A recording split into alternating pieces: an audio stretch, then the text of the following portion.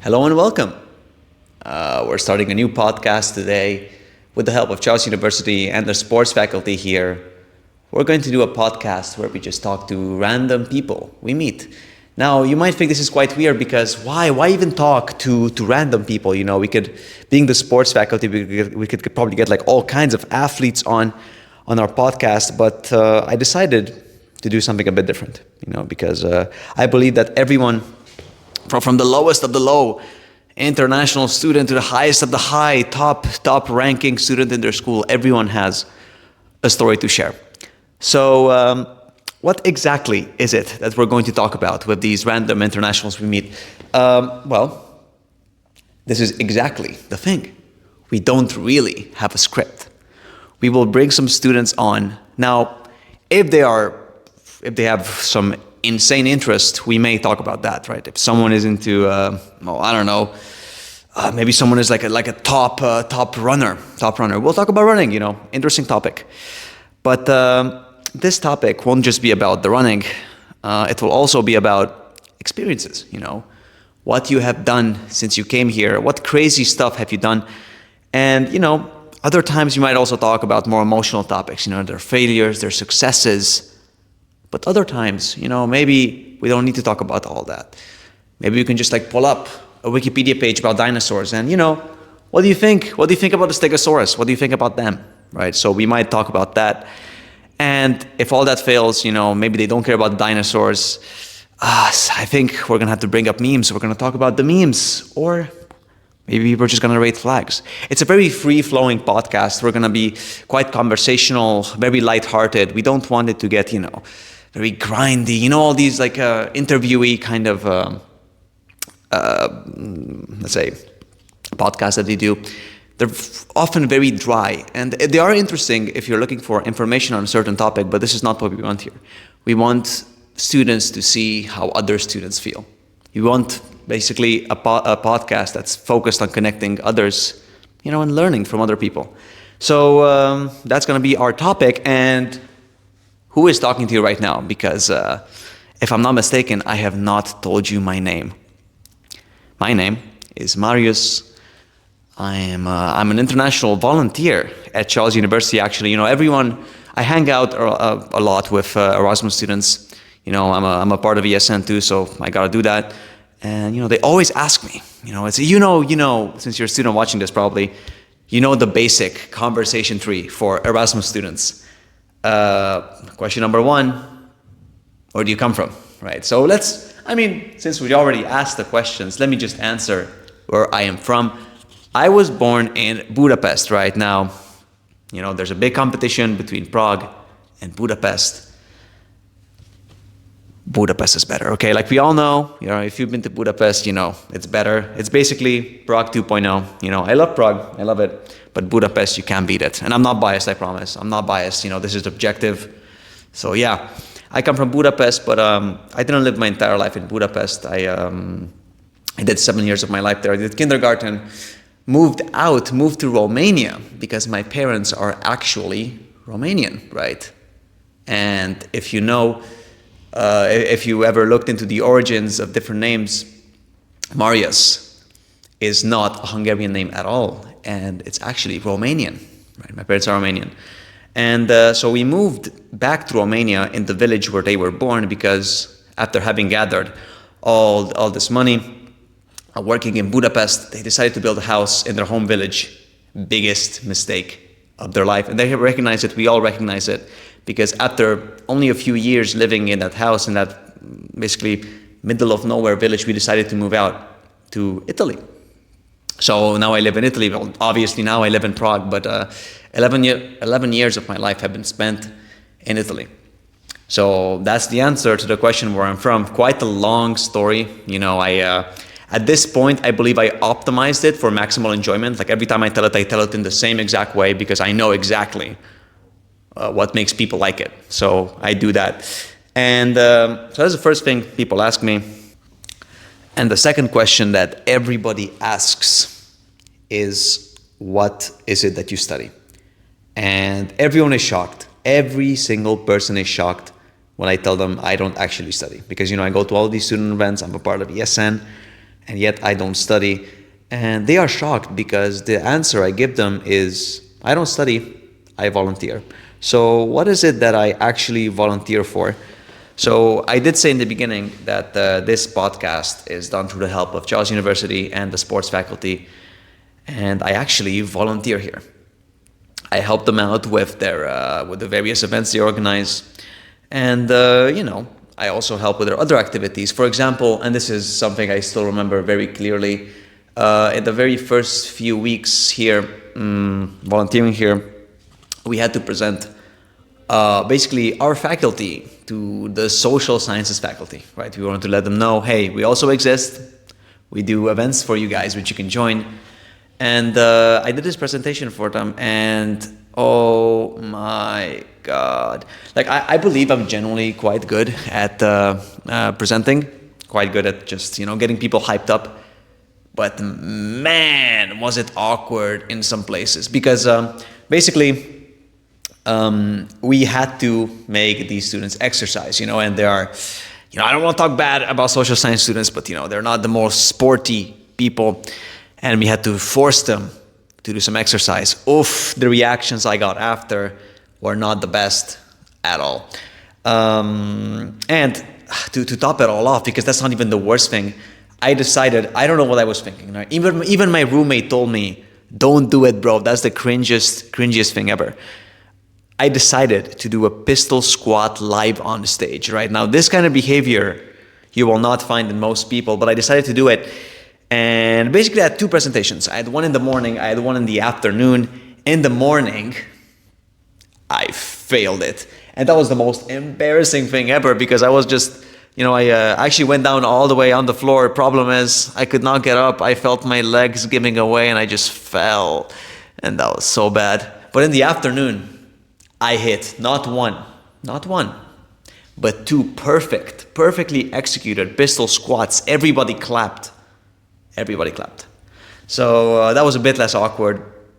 But yeah, this is the kind of stuff I get to do for the sports faculty here. Now, you might be wondering, well, if you're a volunteer now, did you study something before? And I actually did. I studied computer science. Oh, I don't miss it. That's one thing I don't miss. It was, I believe I'm decent at it, right? I can program relatively well. Problem is, it's just the most, at least for me, it's very,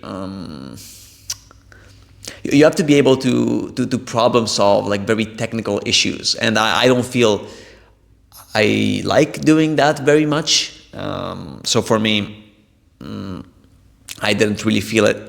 So I decided, even during my studies, especially during my last year, I want to do something a bit different after I graduate, because I don't want to jump straight into office work, working at some IT company.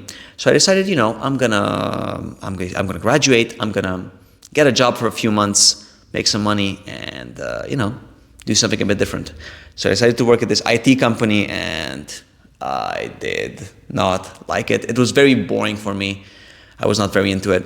But luckily for me, I already had this opportunity here in Prague lined up. So I arrived, and I just did a complete 180 in terms of like enjoyment of what I do. So yeah, that's my story of how I arrived here.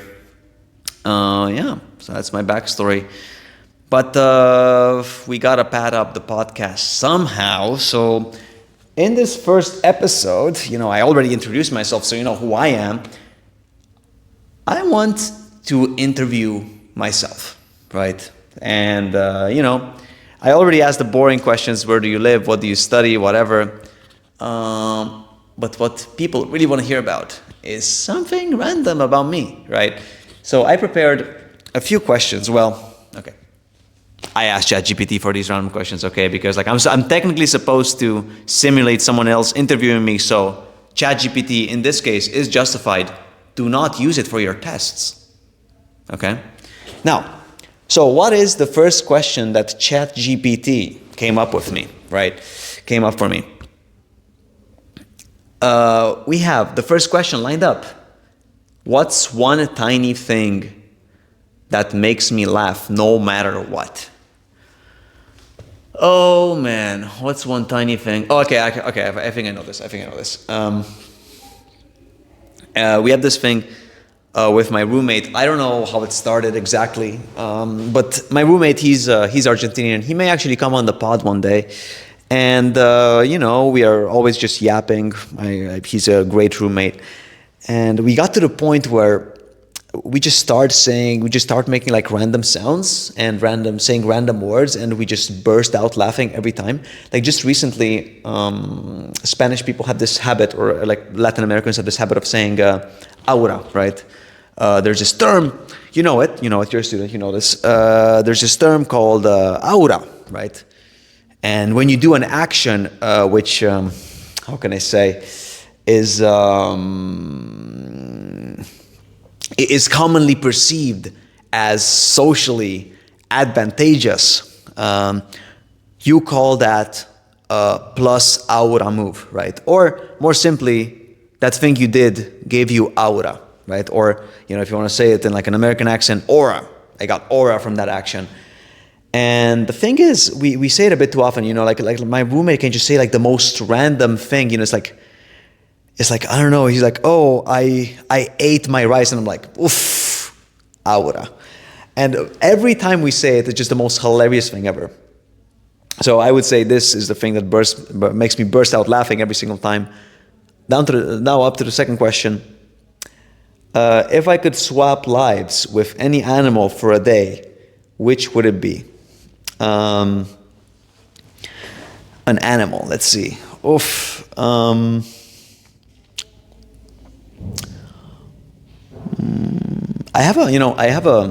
do have a cat back home in Italy, at my parents' house, and I don't know, like they just seem to have like the most just relaxing life ever. They don't really do much, and I gotta be honest, I also don't like doing much. So a cat is my answer. I would love to be a cat, especially my cat. I would love that. So third question. Oh, what? Okay, what's the funniest or most embarrassing thing that's happened to me recently? Oh, let's see here. Funniest or most embarrassing?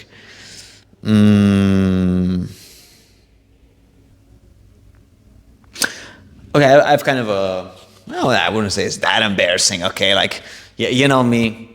I don't get embarrassed often. I'm that cool. But, oh man, I don't know. Like sometimes I'm a very, how can I say? Like when things don't go to plan, I freeze up completely. I would say I'm generally spontaneous, but if I have a plan and the plan goes wrong, I am completely lost. So for example, what was it? Like 2 days ago, we had this presentation for the sports faculty actually. And so, oh my God, I don't know what we were thinking there. We made a presentation, on Google Slides. But the thing is, we went through a presentation, and halfway through, we were like about 15 minutes until our turn came. We forgot to send the main presenter our presentation. So the poor girl, we send the presentation to her, the link, and she couldn't really put in the link because there were other people presenting. So that was quite bad. So we all go up on stage eventually, and we all line up. And basically the girl goes up to the computer and types in the link. Problem is the link doesn't work, and it doesn't work, and it doesn't work, and it doesn't work. And she's like, yo guys, talk, because obviously everyone was staring us down. So we had to say something. Luckily, one of my friends, actually, basically they're another volunteer, she started talking. Thank God she started talking, because they were all looking at me, because before the thing we agreed, look, if something happens, you talk, right?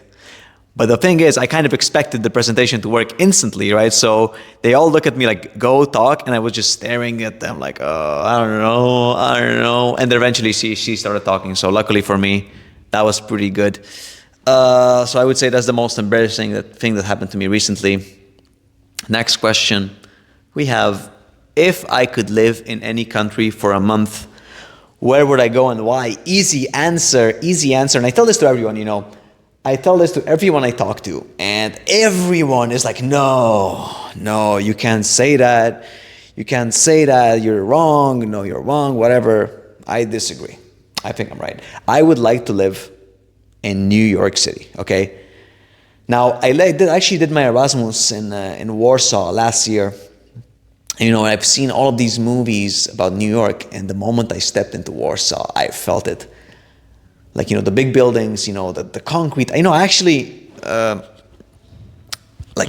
most people, probably even you listening right now, will find me absolutely insane, but I actually do kind of like the concrete I find in cities. I like, there's the name?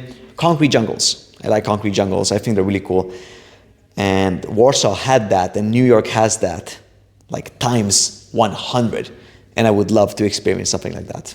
And not only that, but other than all the concrete, which I love, I also have all the people, all the just amazing cultures living in this, like just city of millions of people. And I would just love to experience something like that.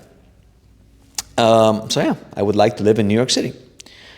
And the last random question from ChatGPT, we have, what's a totally useless talent or habit I secretly have? I don't know about useless habit. That's not really useless. I don't even have it anymore. Okay, I don't have it anymore, so I can just say it freely. Actually, well, to some extent I have it. So I have this habit of very carefully planning out my day. Like when I used to be in university, for example, every time I would wake up, I would have breakfast and I would study for exactly 2 hours, and I would almost always end at the same time. Then I would have lunch, I would study for like another 4 or something like that, and I would always finish at the same times. I was very careful every time to finish at the same time. It gives me a sense of security, you know, like my day is segmented, split up into different parts, and I do that, but maybe for studying, that's pretty normal. But I also did this for other things. I did this for dinner, like right now. And you will call me insane. Everyone, even my roommate, looks at me weird every time I do it. I tell this to someone, they look at me like I just killed someone. And I tell them, look, all right, I don't like spending my time, cooking, eating, whatever. It takes time, I like spending my time in other ways. So I decided, look, what if I always eat at the same time, so I don't really have to think about what to cook or whatever? I will always just, have a meal ready at exactly 4 p.m. And that's not weird, some people eat at 4 p.m. However, I have dinner. That's my last meal of the day at 4 p.m. At exactly 4 p.m. every day I have it. I have like a little alarm, a little reminder, which reminds me time to eat. So I would say that's probably my totally, I don't know. I don't think it's useless. I think it's pretty useful habit I have. And before closing this podcast, this first episode, this, let's say, pilot episode of the pod, I'm going to share a story, because this is one of the biggest, let's say, attractions of the podcast. We want people who come with some sort of story to share us, be it stupid, be it smart, be it them succeeding, be it them failing, be it funny, be it embarrassing, be it sad, be it good. I have a story to share. Oh man, when was this? This was last year, I believe, 2024. Well, no. It was 2024, 2025. It was New Year's. I decided to go back to my home country, to my home city of Budapest, this time solo traveling. Now, if you don't know what solo traveling is when you travel alone, right? Obviously, it's in the name. But the special thing about solo traveling is not just like going there and seeing the city. I think that the main point is going there and just meeting other like-minded people. I think that the best way to solo travel is actually, which is what I did. Obviously, I'm the best. I went to a hostel, and just the hostel life is incredible. You get to meet so many interesting, fascinating people, and you just get to just talk to them, hang out with them for 4 days. They're kind of your family in some weird way, right? And I love doing that. But this time, I was in Budapest, and I think it was my second or third day in out of 1 week of being there. And I gotta say, I got bored of all the museum. I'm not a museum guy at all. Like every time my friends should suggest we should go to the museum, I'm like, okay, I'm coming. But I'm not really a big museum guy. So, I got sick of all of them. And I decided, you know what? I'm quite into discovering. Oh, this is gonna sound so weird. I'm quite into discovering. I'm quite into like learning about different, let's say, but more obscure spiritual beliefs, right? And one extremely interesting spiritual belief, which you almost certainly have heard about, is the cult of Scientology. The cult of Scientology. I don't know what I was thinking at the time. What the hell was I thinking? But I was like, you know what? I like learning about this. And I did see on Google Maps that they do have a Scientology church in Budapest. So I go on their website and, on the website, if you want to get a guided tour of the Scientology church, you have to basically sign up on this little form they have. Now, we all know Scientology, right? And I know look, I may not be the sharpest tool in the shed with many things, but I'm not putting my name on that form. So I decided I'm not going to do the form. I'm just going to walk up there to their church. So, I walk up, I get a tram, I land in front of the church. I pull the door and it's closed.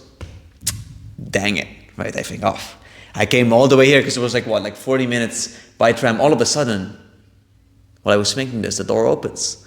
I see these two well-dressed men. They have the suit on. Like the classic Scientology outfit. I'll try to pull it up on the screen right now. The Scientology outfit they had on, and basically, I asked them in English, "Hey, can I please come in for a tour?" And they're like, completely shocked because I guess it never happens. They're like, sure, come in, yeah, whatever. So I walk into this little this church they have. And even the reception area was absolutely gorgeous. I see all of these people sitting around. I see the receptionist. And I tell them, hey, can I get a guided tour of your little thing? But I'm not stupid. I tell them I don't have much time. I have friends who are coming to get me. So I would love to, just in this store of yours, just talk. I would love to just talk. So the poor guy doesn't speak much English, so he calls someone who does speak English a little better. This old woman arrives, very kind woman. I liked her a lot. And we start yapping away a bit. I tell her I'm Hungarian, whatever. We talk a bit in Hungarian. I try my best because I forgot most of the language, not having lived there for 15 years. We talk a bit, and eventually we get to the little, let's say, tour section they had prepared. And I will try to do a drawing of this on the screen right now. But basically, the room is structured imagine like a dorm, right? You have a corridor, but imagine that all the doors have been removed. So there's this corridor, and basically on the right and the left there are these little small rooms where they have a little couch. They have a little couch going on, and the screen, right? And I'm guessing you already know what you're supposed to do. You're supposed to go in there. You're supposed to sit down on that chair and watch a video. Now, I ain't doing none of that. So we walk in one of those rooms, we sit down, and before she could even start a video, I start yapping away, right? I'm I actually genuinely was curious about Scientology. I didn't just go in there because they're stupid, whatever. I wanted to find out what these people believe, right? So I go in there, we sit on the couch, and I already start with a question because I don't want to watch any videos. So I'm like, hey, look, what is Scientology about? Now, that is why would I walk into a Church of Scientology and ask that question? I realized after I asked that question that this was just what. So she had a stunned look on her face as if I was what? And she just pulls up a video. We watched the video, and that's over with. Then I ask my second question, and this is a topic I'm really into in general. I'm really into finding out about basically, another weird topic, about what comes after death, right? This is just a topic, a little habit, let's say a little hobby of mine, finding out different perspectives on it, how to get there in certain religions, in certain spiritual systems. Is there even an afterlife at all? it's a question that completely fascinates me. So I asked them, hey, what does Scientology think about the afterlife? And she responds, well, Scientology thinks that there's no afterlife. This is our only life here on earth, and we should value it as much as we can. Reasonable answer, whatever. And then the third question. Now, most people would not have asked this because most people generally care about their safety. I don't know what was going on in my head, right? I decided to, it's kind of like you're talking to like this person and you ask them like the worst question ever. So I decide to ask her, what do you think about the abuses in Scientology, right? And she actually did not have a bad look on her face. Like when you ask a question like this, you expect the person to be completely like, what? How could he possibly ask that? But I'm guessing they get this question a lot because she instantly had an answer ready. She said, the government always, tries to manipulate people in different ways. And, they don't want people to be happy. And Scientology is a way for people to be happy. So all of these stories of the abuse in Scientology are actually, just stories. They're not real. And, I, being the expert diplomat, I say, yes, of course. That makes perfect sense. Thank you for telling me that. But that was not it. Because now, we're just like talking about, I think just like Christmas or something. We're just talking. All of a sudden this woman walks in. She's and basically like the way this little corridor is structured is there's basically the little rooms on the sides, and there's also a conference room at the end of this corridor. So this woman was, I guess, going to the conference room. She sees us sitting down. She comes up to us and she says to like the lady I was speaking to in Hungarian, what are you doing? Like you're supposed to like just show him the videos. You're not supposed to talk to him. And this is where basically the consequences of my actions realized, because how can I say? I would classify myself as an expert diplomat, right? Never studied diplomacy, but I have this intuition in me. I can convince people of certain things. And when before I told them, I'm here just to visit a friend, she bought into it totally. So she tells this like new woman who came in, it's fine because he was just here for a few minutes. He wants to go home to like meet his friends. And she's like, oh, that's cool. And then they're like, this lady I was speaking to is like, but it's fine because even though we can't talk that much, he will buy our book after we're done. And that's it. So we learn about our church. And upon hearing this, she said, oh, that's cool. So she keeps going to the conference room. And, we sit down and I understood. And the lady I was talking to also knew I understood. So we start talking about it instantly. And I'm like, well, look, the book is really interesting. I'm sure it's fascinating. But I don't really want to get a physical book. I'm in Hungary, right? I live in Italy. I don't want to carry a physical book with me. I'm more of an ebook guy anyway. I like ebooks. I'll buy it on my phone. I'll have it there. And upon hearing this, she's like, oh, okay, that's fine. So luckily for me, no book had to be bought. I go out. I go to the reception area once again because I was done. The lady looks at me, says, oh, since you came here to visit our church, we'd like to fill out this form you have. And upon hearing this, I was, oh no, because I think I'm generally, quite crafty and I know what I'm doing. Problem is this time I really didn't think of a fake name going in. I thought that like the moment the presentation started, like that was it. I didn't need to give any fake names or whatever. So the moment she tells me that, I start shaking. I am shaking. I'm thinking, oh, my name, like in my head. I'm thinking, oh, my name is John Smith, and my email is john.smith52@gmail.us, and my phone number is 223 whatever. I was thinking of all these things in my head. And while I was thinking, the receptionist was looking for the piece of paper that was like I was supposed to sign. And the receptionist looks at the lady and says in Hungarian, I'm sorry, we don't have any forms here, and like our printer doesn't work or whatever.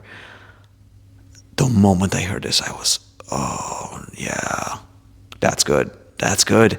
So the lady looks at me and is like, oh, we're really grateful for having had you here. And I say thanks back. Thank you for the presentation. And I walk up the door. And I keep walking and I keep walking. And I turn around. And there's no one following me.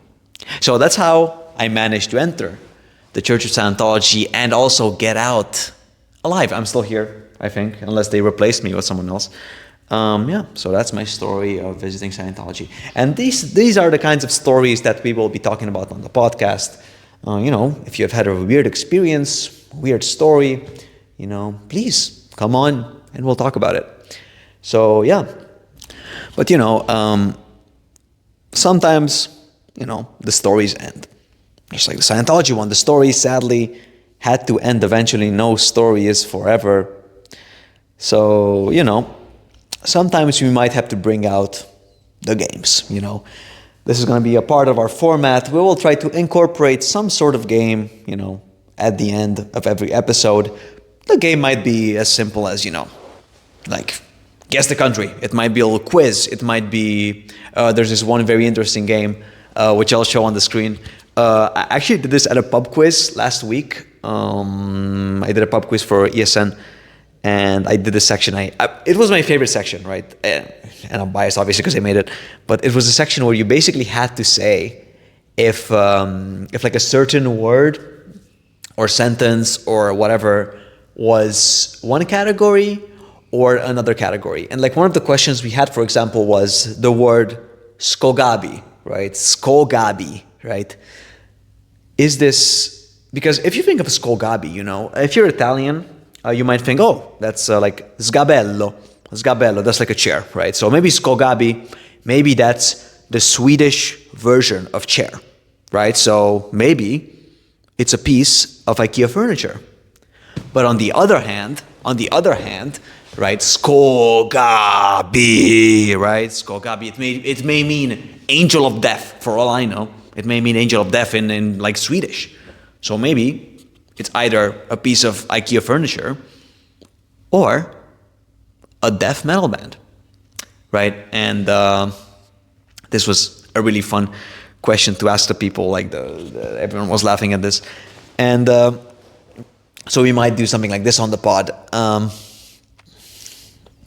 or if there are more nerdy types, maybe we won't do a game. We will read something. We'll just go on a random Wikipedia page. We'll just talk about what we find. Yeah, so that's going to be the format of our podcast. And this is also the end of our first episode. Hopefully in the next ones, we'll find some amazing guests to entertain you guys. People we can talk to, we can share a laugh with, we can learn from. And I would say this is it. See you at the next one.